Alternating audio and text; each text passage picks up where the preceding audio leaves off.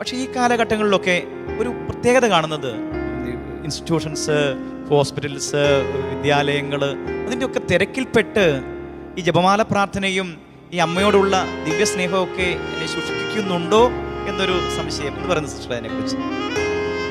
അങ്ങനെയൊക്കെ സംഭവിക്കുന്നുണ്ടാവും. എന്നാലും പരിശുദ്ധ അമ്മയിൽ ആശ്രയിച്ചില്ലെങ്കിൽ സമർപ്പണ ജീവിതത്തിൽ ഒരു പടി പോലും മുമ്പോട്ട് വെക്കാൻ പറ്റിയില്ലെന്നാണ് ഇതൊരു വലിയ സന്ദേശം തന്നെയാണ്.